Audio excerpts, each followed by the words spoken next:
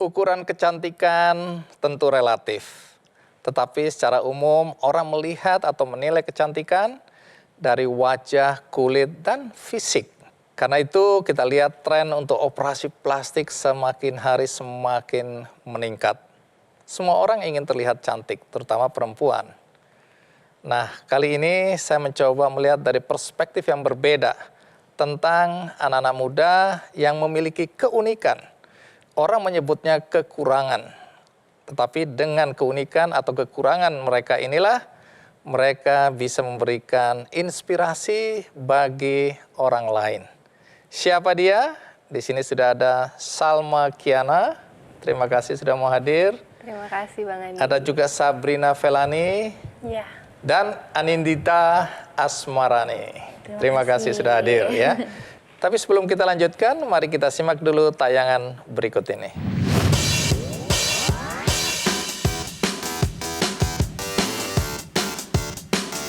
Setiap wanita mendambakan wajah yang cantik tanpa cacat, tanpa jerawat, dengan tubuh ideal.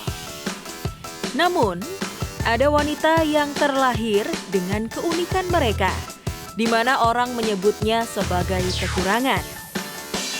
Sabrina Felani misalnya, terlahir dengan tanda lahir berupa bercak hitam di hampir seluruh wajahnya. Bercak hitam ini timbul karena tubuh Sabrina kelebihan pigmen. Sementara Anindita Asmarani terlahir sebagai albino. Albino atau albinisme adalah kondisi yang disebabkan oleh kekurangan atau tidak adanya melanin pigmen dalam tubuh. Ada juga wanita yang memiliki keunikan saat sudah dewasa, seperti yang dialami oleh Salma Kiana. Salma terserang vitiligo, yakni penyakit autoimun yang menyebabkan perubahan warna pada kulit berupa bercak-bercak putih yang terus menyebar ke seluruh tubuh. Umumnya, faktor terbesar penyebab vitiligo adalah keturunan. Namun, berbeda dengan Salma. Penyebab vitiligo Salma karena konsumsi suplemen. Sebagai wanita, mereka pernah mengalami masa-masa sulit karena kondisi fisik mereka. Namun, dengan dukungan keluarga dan orang-orang terdekat, mereka mampu mencintai dan menerima diri mereka apa adanya. Tidak hanya itu, mereka berprestasi dan menginspirasi banyak orang. Perempuan-perempuan muda hebat ada di hadapan saya dengan keunikannya ya. Nanti ceritakan pengalaman kalian dengan keunikan, ada yang bilang kekurangan ya. Tapi faktanya hari ini kalian termasuk anak-anak muda yang sukses. Kita mulai dari Salma. Salma, secara fisik kita bisa lihat kulitmu ya, ada bercak-bercak putih ya. Ini kalau boleh tahu kenapa? Iya Bang Andi, ini bercak-bercak putih sebenarnya sebuah diagnosa medis namanya vitiligo. Vitiligo ini adalah penyakit autoimun yang menyerang melanosit atau sel-sel yang membentuk pigmen di tubuh gitu. Sebenarnya ini bukan dari lahir, banyak yang kira mungkin ini dari sejak lahir aku udah punya ini. Tapi sebenarnya ini baru sejak sekitar 4 atau 5 tahun yang lalu. Di usiamu yang keberapa? Berarti usia aku sekitar 20 tahun. Dan baru mulai menyebar saat ini sudah di seluruh tubuh. Jadi dari wajah, lengan, kaki, perut, itu semuanya ada bercak-bercak putih vitiligo. Ini akan terus bertambah atau berhenti pada usia tertentu atau sekarang sudah berhenti? Saat ini masih bertambah, jadi kadang kalau aku ngaca, oh ada pattern baru nih, ada putih-putih baru gitu. Dan sebenarnya dia akan terus bertambah, setiap orang itu beda-beda ya triggernya. Kalau aku ternyata setelah melihat trial and error, mempelajari juga kalau kena matahari dan nggak pakai sunblock, biasanya dia akan lebih mudah menyebar. Tapi tidak semua orang dengan vitiligo seperti itu sih. Katanya gara-gara kamu minum suplemen. Iya, jadi waktu itu sebenarnya umur 20-an, aku juga lagi aktif aktif gitu ya di dunia entertainment, lagi pengen jadi model, lagi pengen jadi artis gitu ya. Pada saat itu lagi peduli banget sama penampilan dan ditawarin lah sebuah suplemen sama teman waktu itu. Ya suplemen itu juga dibilangnya ini anti-aging gitu ya, bisa mempercantik diri. Aku konsumsi obat tersebut dan ternyata obat itu mungkin bagus untuk mayoritas orang. Tapi untuk aku yang memiliki bakat autoimun, ternyata autoimun itu jadi terpicu gitu. Katanya papa juga sama seperti kamu. Ya, papa juga autoimun, konsumsi obat yang sama waktu itu, tapi bukan vitiligo. Jadi autoimun itu kan seperti payung penyakit ya, banyak tipenya. Papa sendiri terkena lupus. Banyak sekali tipe autoimun, sejujurnya kalau bisa dibilang aku malah bersyukur autoimun yang aku dapatkan itu mungkin dalam tanda kutip hanya vitiligo ya, tidak ada rasa nyeri, tidak ada rasa mungkin jadi sulit untuk beraktivitas sehari-hari sih enggak gitu. Mungkin lebih ke guncangan kepercayaan diri saat itu ya. Nah, kalau Sabrina ini lebih kelihatan ya di wajah lagi ya. Kalau ini apa ini Sabrina? Kalau ini hanya tanda lahir. Tanda lahir yang biasa kita lihat di badan fisik, tapi ini ada di wajah. Ya, nggak cuma di wajah, jadi secara acak ada di seluruh tubuh. Tapi memang ini nggak membesar, nggak berubah volume, nggak banyak juga. Jadi ya dari kecil segitu, besarnya juga sama seperti itu. Jadi dari kecil wajahmu seperti ini. Ya. Apa yang terjadi di masa kanak-kanak ketika teman-teman sekolah misalnya melihat wajahmu seperti ini? Banyak yang berpikir masa kanak-kanakku mungkin ya banyak dibully atau sedih, justru enggak. Tidak. Oke, jadi teman-temanmu semasa kecil tidak mempersoalkan wajahmu ini? Jadi awal aku lahir di lingkup yang kecil. Kecil banget, cuma ada 3 kepala keluarga. Nah di situ mamahku itu langsung berpikir aku harus berkembang, jadi pindahlah rumah di lingkungan yang ramai. Nah di situ ternyata benar memang feeling orang tua, jadi aku di situ mentalnya kebentuk. Orang tuamu yang mempersiapkan kamu untuk menghadapi kemungkinan-kemungkinan buruk ya.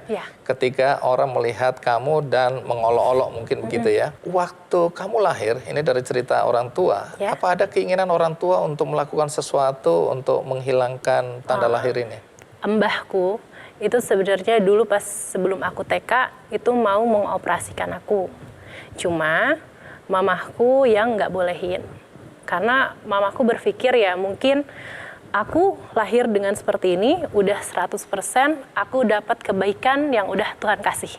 Kalau aku mengubah atau mamahku mengubah, secara Melawan otomatis bisa 50-50.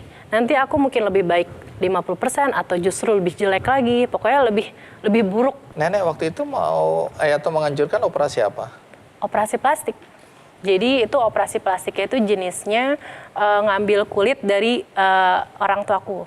Sudah ada orang yang melakukannya dan sukses begitu atau belum pernah tahu waktu itu? Oh, kalau pemikiranku, mbahku bisa ada inisiatif seperti itu pasti ada yang sukses sebelumnya. Tapi mamaku nggak boleh dan ternyata ada efek baiknya juga gitu sekarang. Nah, nanti cerita efek baiknya ya. Nah, sekarang ke Anin. Anin, kamu nggak punya masalah, aku lihat. Oh ya, alhamdulillah. Alhamdulillah. Cuma kamu lebih putih aja. Dan rambut pirang begini kan banyak anak muda sekarang yang rambutnya dicat. Betul. Orang bilang buceri, bule cat sendiri. Iya, betul.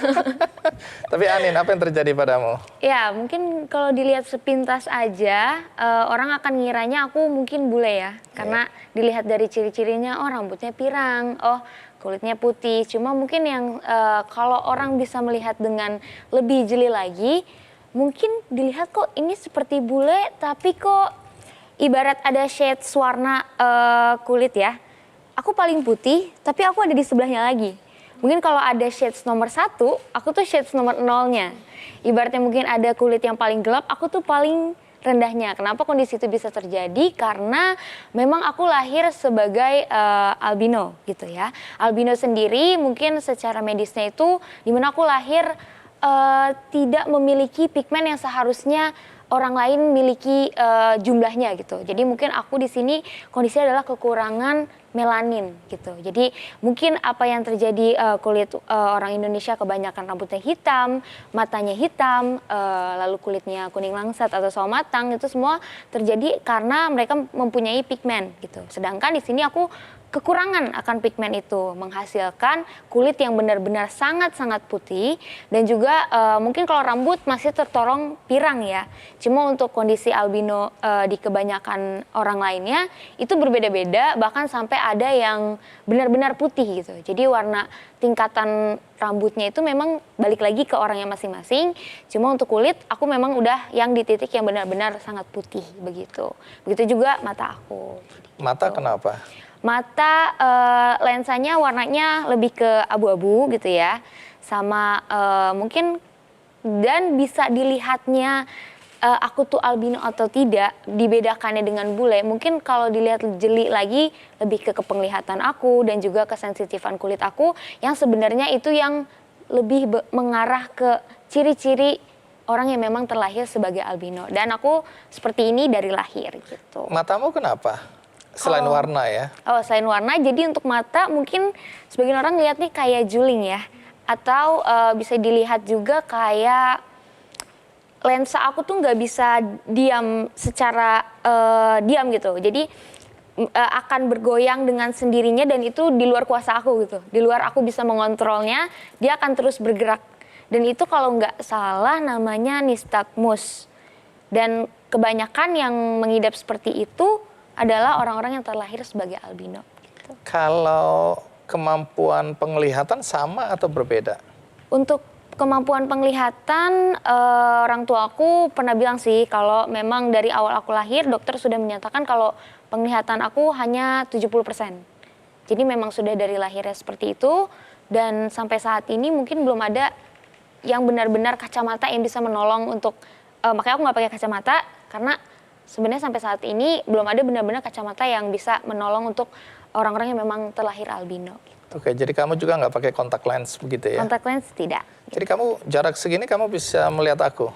Bisa, untuk melihat bisa, cuma mungkin untuk secara detail enggak.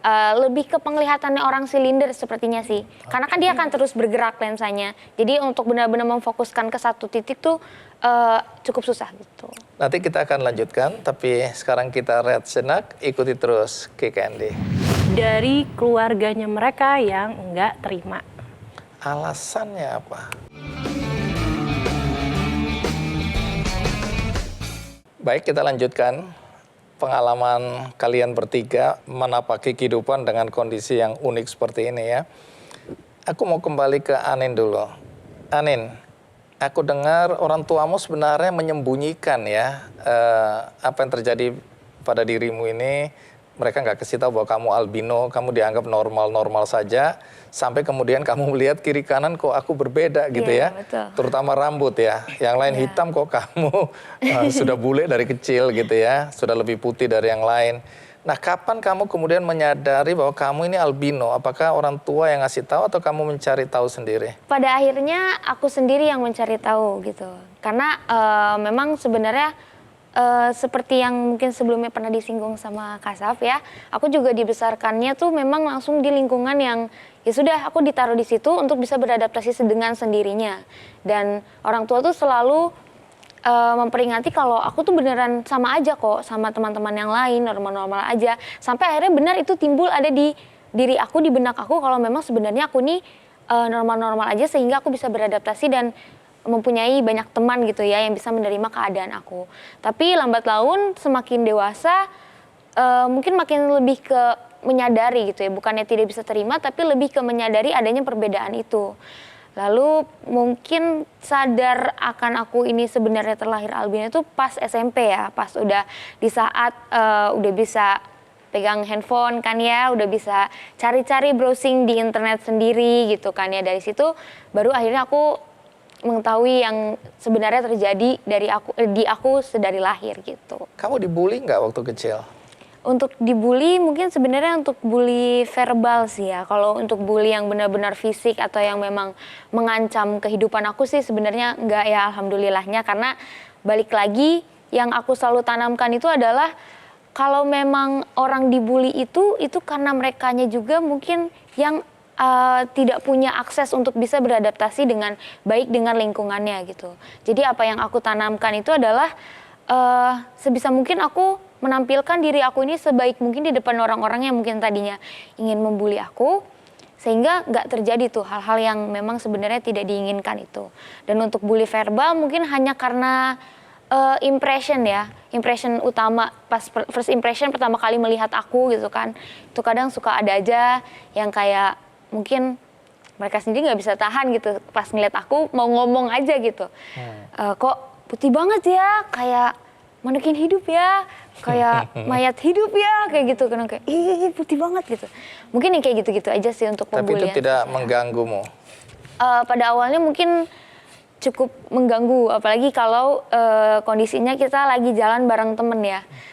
Lagi jalan bareng-bareng teman, terus ada aja orang yang mungkin papasan lewat, kita nggak kenal, tahu-tahu kayak ngucap kayak, ih putih banget itu kayak mayat hidup atau apa gitu. Kadang mungkin teman aku yang jadinya mungkin ngerasa risih juga gitu. Jadi karena mungkin aku melihat teman aku, oh kayaknya dia risih deh. Dari situ mungkin muncul perasaan risih aku. Tapi kalau misalkan emang aku jalan sendirian, terus ada orang yang tiba-tiba ngomong kayak gitu, itu udah jadi hal yang biasa aja sih. Ya udahlah, emang kita nggak bisa kontrol apa yang orang mau ngomongin tentang diri kita gitu. Baik. Salma, ketika kamu mulai mengalami vitiligo ini dan mulai melihat bercak-bercak, kalau nggak salah kamu saat itu sudah jadi putri batik ya? Iya, betul. Nah, coba cerita putri batik ini apa, terus bagaimana kamu menghadapi keadaan seperti ini? Saat itu aku memang sedang menjabat jadi Putri Batik Nusantara 2018. Jadi mungkin lagi banyak penugasan MC atau ke media, ngajarin batik gitu ya ke masyarakat, ke anak-anak juga. Dan saat itu ada ekspektasi lah ya, menggunakan selempang gitu kan, ekspektasinya bahwa aku tuh sempurna.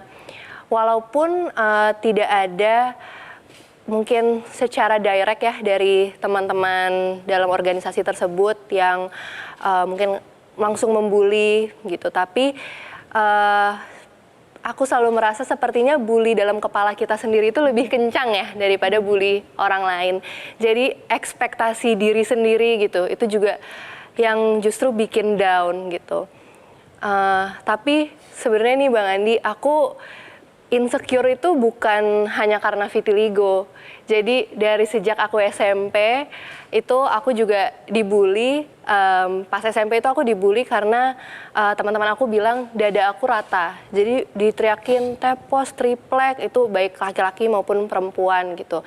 Dan bahkan mamah aku juga ngalamin gitu ke sekolah, itu mamahnya yang triplek kayak gitu. Dan itu pertama kalinya aku mulai body conscious, mulai sadar akan penampilan.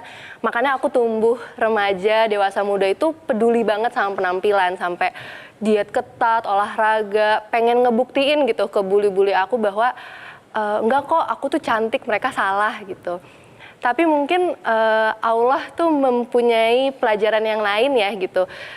Bukannya aku tuh justru harus membuktikan diri kalau aku cantik gitu ke orang-orang itu, tapi Allah memberikan vitiligo di usia 20 tahun karena vitiligo ini bukan sesuatu yang bisa ditutupi lagi gitu. Mungkin kalau bentuk tubuh masih bisa lah ya, kita olahraga, kita diet segala macam, milih bentuk baju gitu. Kalau vitiligo ini udah seluruh tubuh, nggak mungkin setiap hari aku tutupin pakai make up. Jadi mungkin itu ya, Allah mau ngasih pesannya, ini orang dari 1 kilometer mungkin ya juga ngelihat ada yang salah gitu dengan kulit aku. Jadi bisa nggak sih kamu menilai atau menghargai diri kamu tuh lebih dari hanya sekedar penampilan aja gitu. Lalu bagaimana cara kamu mengatasi itu dan bagaimana supporting dari keluarga? Iya, aku bersyukur sekali sih ya ada di keluarga yang sangat suportif, mama, papa, nenek, adik aku gitu ya. Mungkin awalnya kita bingung karena walaupun aku saat itu sekolah kedokteran tapi juga belum lulus, jadi belum pinter-pinter banget gitu ya, masih bingung nih ini apa nih yang terjadi. Dan waktu itu mungkin vitiligonya belum terlalu luas, jadi mama papa masih berusaha untuk ayo kita cari pengobatan, kita ke dokter kulit. Jadi memang sempat mencari sih gimana caranya untuk menghilangkan vitiligonya gitu. Tapi setelah ke beberapa dokter, akhirnya justru menemukan dokter, bukan dokter kulit, tapi justru dokter penyakit dalam. Dokternya papa saat itu. Jadi aku nemenin papa berobat, dan dokter itu yang ngasih tahu aku kalau vitiligo ini sebenarnya hanya masalah kosmetik, tidak berbahaya untuk tubuh, yang perlu disembuhkan bukan kulitnya, tapi dikuatkan mentalnya. Terus apa yang kamu lakukan? Ya, jadi ya tentunya saat itu masih mencari-cari, kebingungan, tapi pertama aku tidak malu untuk meminta bantuan profesional, jadi berobat ke psikolog, ya. Kemudian tentunya sekarang udah banyak resources ya, kita bisa baca buku, dengerin podcast, nonton TED Talk gitu ya, nonton Kick Andy mungkin. Coba diulang, aku nggak dengar tadi. Jadi ternyata banyak inspirasi gitu ya dari mana-mana, ada penguatan lah, dan apalagi ternyata di sosial media juga aku mulai seperti beres-beres atau Marie Kondo sosial media aku. Jadi aku nggak lagi memaksakan diri untuk follow mungkin orang-orang yang bikin aku justru ngerasa makin down, ngerasa makin insecure. Aku follow orang-orang yang mirip sama aku, orang-orang yang punya vitiligo juga, yang punya mungkin kondisinya masing-masing gitu. Dan ternyata ngelihat seperti itu mengelilingi diri aku dengan orang yang positif sih, itu yang akhirnya jadi penguatan juga untuk aku. Dan akhirnya aku bikin komunitas sendiri juga Bang Andi. Aku Komunitas bikin apa? namanya Mengenal Diri. Sekarang ke Sabrina nih, Sabrina. Walaupun tadi kamu bilang hidupku normal aja, nggak ada teman-temanku yang ngebully aku tumbuh besar, ya normal-normal aja. Tapi saat-saat seperti apa yang kamu merasa berat dengan penampilan seperti ini? Ada nggak satu hari di mana kamu, Tuhan kenapa aku yang dikasih kondisi seperti ini? Ada nggak perasaan seperti itu? Kalau aku bukan, Tuhan kenapa harus aku? Tapi Tuhan kenapa aku udah se-upgrade ini, masih ada yang melihat aku kurang. Itu pas aku di umur mungkin 23 tahun. Apa jalan yang ke terjadi? 24 tahun. Jadi sebelum aku udah ketemu sama yang baru ini, yang serius, ini aku ketemu sama... Ini persoalan asmara ini ya. Oke, coba ceritakan. Jadi kalau dibilang aku nggak ada dibully pas kecil, nggak ada. Dibuliku mungkin di saat aku berumur 23 jalan 24. Di situ aku udah ketemu sama banyak laki-laki. Laki-lakinya baik semua sama aku. Ini Accept aku laki-lakinya yang baik itu maksudnya yang Pasanganku. ada hubungan spesial ya. Ya. Artinya ada pendekatan itu ya. Ya. Semuanya baik. Baik Semuanya bisa menerima semuanya keadaanmu. accept, semuanya fine-fine aja. Oke, lalu? Cuma dari keluarganya mereka yang nggak terima. Alasannya apa? Alasannya simpel. Aku punya tanda lahir, tapi dianggapnya tanda lahir aku ini adalah genetik yang ada turun-temurun. Padahal kalau misalnya aku harus ngejabarin banyak, nggak ada di keluargaku yang punya tanda lahir. Jadi memang stigma itu yang sampai aku buat di platform Instagram aku itu, kalau ini tuh bukan genetik. Orang tua dari kekasihmu yang dulu-dulu itu cara berpikirnya sama, bahwa ini nanti akan nurun ke cucuku kira-kira gitu ya. Terus juga mereka menganggap ini satu yang memalukan. Walaupun aku udah menjadi perempuan yang independen, perempuan yang baik-baik aja, yang nggak aneh-aneh, juga punya prestasi, aku punya pendidikan. Terus begitu aku udah ketemu yang sekarang, di situ aku realize, oh iya, memang ada benernya. Mungkin kemarin mereka begitu, ya memang bukan mereka aja. Jadi itu cuma benar-benar 1 tahun full yang membuat aku mungkin sedih. Sedihnya cuma seputar 1 itu. tahun. Kekasih-kekasihmu yang dulu. Aku masih coba ingin dapat pemahaman yang lebih utuh ya. Iya. Itu akhirnya ikut pendapat atau pandangan orang tua. Iya. Dan harus meninggalkan kamu. Ya aku nggak bisa buat apa-apa. Ya udah, mungkin memang bukan dia. Tapi banyak dari mereka, mostly hampir semuanya, ya bahkan sampai sekarang juga masih untuk coba untuk komunikasi sama aku. Karena apa ya, mungkin aku selama punya hubungan sama mereka, aku baik-baik aja sama mereka. Jadi mereka kesannya baik ke aku. Aku kasih catatan sedikit di sini ya. Waktu aku mendekati usia perkawinan, aku bilang sama ibuku bahwa masa depanku, pernikahanku, aku yang menentukan. Orang tua boleh menganjurkan, tapi tidak menentukan. Karena orang tuaku, terutama ibuku, yang menentukan jodoh kakak-kakakku. Aku bilang stop sampai di situ, biarkan aku memilih siapa yang akan menjadi pendamping hidupku. Dan tidak bisa dilarang. Dan itu dihargai oleh ibuku. Aku nggak tahu ya, nggak semua orang bisa bersikap seperti itu. Karena ada juga temanku yang terpaksa mengikuti keinginan orang tua dengan jodoh yang berbeda, karena orang tuanya sakit jantung, pakai alat pacu jantung. Dan dia takut kalau dia melawan, orang tuanya bisa kemudian meninggal. Jadi ini pilihan sulit juga bagi dia. Jadi saya tidak menghakimi, tapi pasti banyak alasan. Tapi tadi kamu udah bilang pendidikan. Pendidikanmu apa? Aku S1 pendidikan bahasa Inggris. Bahasa Inggris. Oke, dari? Dari Universitas Islam Negeri. Jadi selama kuliah nggak ada masalah di situ? Nggak. Hubungan dengan teman-teman? Nggak ada. Cuma mungkin aku mau sharing dikit. Ini mungkin bisa dibilang, oh aku dapat hikmahnya.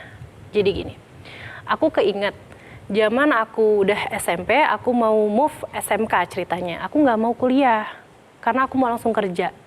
Nah di situ aku daftar di salah satu SMK Jakarta. Aku pengen banget jadi chef. Jadi aku daftar tata boga, ya kan. Dan di situ sangat disayangkannya guru di sana itu bilang sama mamaku, kayaknya pilihnya tata busana aja gitu. Kenapa? Karena takutnya restoran nggak ada yang nerima aku. Karena fisik? Terus di situ aku baru keinget setelah aku udah jadi aku yang sekarang. Oh mungkin Tuhan nggak mau aku bekerja di belakang layar sebagai seorang chef. Mungkin Tuhan mau aku jadi brandnya yang ada di depan layar. Jadi foto model, jadi yang ngiklanin, nge-review, bla bla bla. Jadi seperti sekarang yang kamu lakukan ya? Ada hikmah rupanya di balik itu ya. Betul. Jadi apa yang dulu mengecewakan kita mungkin ya, tapi itu cara Tuhan sebenarnya. Nanti aku juga mau tahu dari Salma dan Anin ya, karena kalian sekarang ada di depan layar ini ya. Satu keberanian yang mungkin orang lain tidak berani lakukan. Tapi kita rehat sejenak, ikuti terus Kick Andy. Kalau aku tetap mengejar mimpi aku, ikut kontes kecantikan yang mungkin bisa dibilang paling bergengsi di Indonesia, bukankah itu akan mengguncang standar kecantikan di Indonesia gitu? Terima kasih Anda masih bersama saya di acara Kick Andy. Ada Salma, ada Sabrina, ada Anin, perempuan-perempuan muda yang luar biasa. Dengan keunikan mereka, mereka bisa sukses. Keunikan ini bisa diartikan kekurangan bagi orang lain, tapi bagi mereka justru ini adalah kekuatan. Ini yang membuat mereka jadi istimewa. Salma, kalau kamu lulusan apa ya? Saya lulusan kedokteran. Di saat ini Kedokteran. dokter, ya. Terus katanya ambil S2 ya? Iya. S2 apa? Ngambil S2-nya Master of Research, jadi researcher ya, bidangnya perilaku manusia. Oh, kalau gitu aku harus hati-hati nih. Gara-gara aku cuma begini, kamu bisa menilai siapa aku ya. Enggak ya, harus di-riset dulu ya. Baik, jadi ada masalah nggak di kampus? Enggak sih. Tidak ya? Sama sekali tidak. Justru jadi bisa lebih empati mungkin ya ke pasien-pasien yang punya kondisi kulit juga atau kondisi-kondisi penyakit apapun ya yang mempengaruhi kepercayaan dirinya, justru jadi bisa memberikan semangat dari personal experience juga. Kamu tunjukkan aku begini aja, aku masih semangat dan bisa jadi dokter. Kamu dokter umum ya? Dokter umum, ya. Oke. Nah, kembali ke urusan modeling ya, urusan mimpimu yang kamu ingin wujudkan.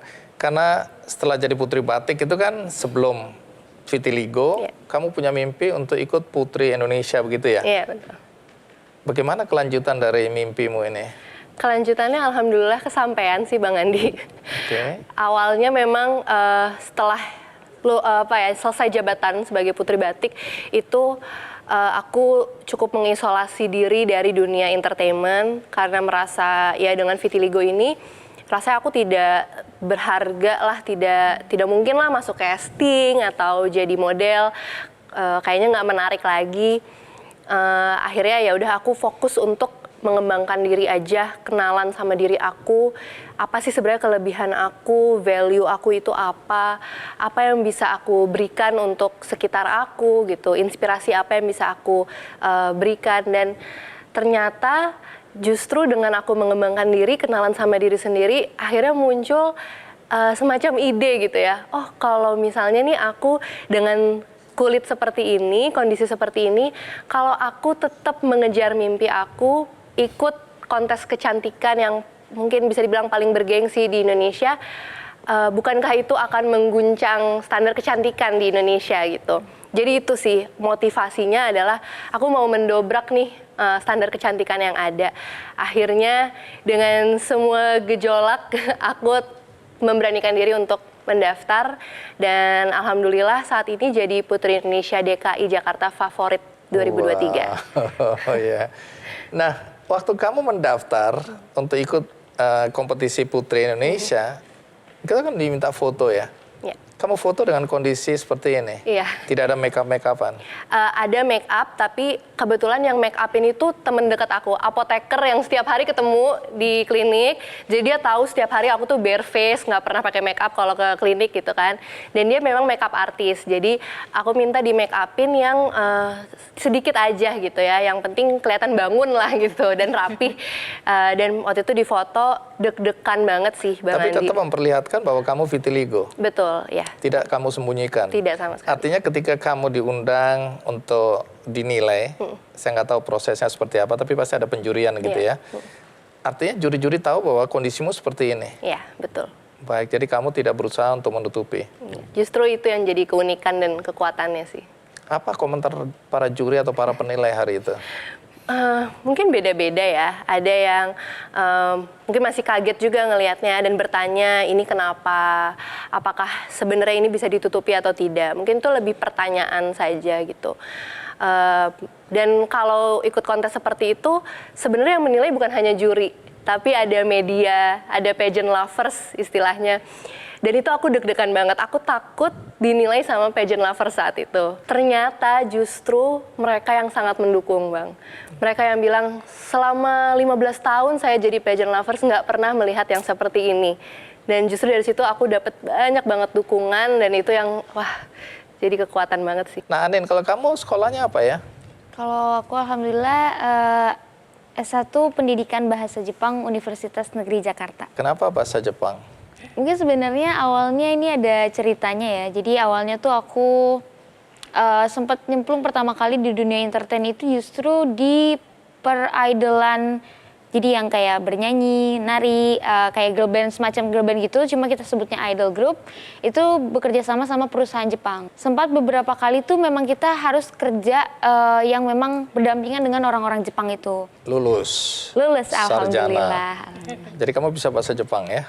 Iya, Hai. alhamdulillah.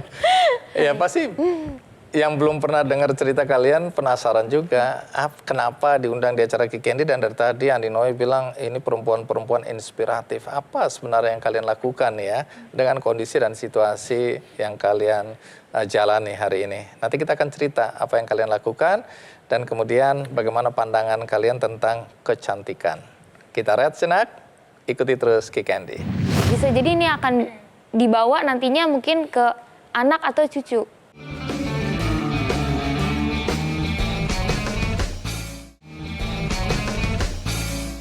Baik, kita lanjutkan karena tadi Sabrina sudah menceritakan kisah asmaranya. Jadi aku mau tahu, siapa pria beruntung yang sekarang dekat dengan kamu ini? Ketemu di mana? Gak usah sebut nama kalau kamu belum mau menyebut namanya. Nama nggak apa-apa. Oh. Ketemunya di mananya itu. Oh. Nama kan banyak. Kenapa tempat menjadi rahasia sekali? Jangan-jangan di Monas ini. Oke, apapun yang kamu mau ceritakan, yang kamu tidak perlu ceritakan, nggak usah ceritakan. Tapi aku ingin tahu bagaimana kemudian kalian membangun hubungan dengan kondisimu seperti ini, dan apakah tidak ada ancaman kemungkinan akan terjadi lagi orang tua yang menolak? Jawabannya enggak. Tidak. Karena Kamu udah pernah ya? Karena orang tuanya udah meninggal. oh, dua-duanya. Dua-duanya. Iya. Oke, jadi dia yang menentukan. Nah, ini mungkin rencana Tuhan lagi nih ya. Iya. Kamu dipertemukan dengan anak yatim piatu. Dan sejauh ini bagaimana hubungan kalian? Kalau aku awal kenal dia memang bisa dibilang ini tuh ya ada benarnya. Nggak selamanya hujan. Jus, apa itu? Pasti pelangi datang.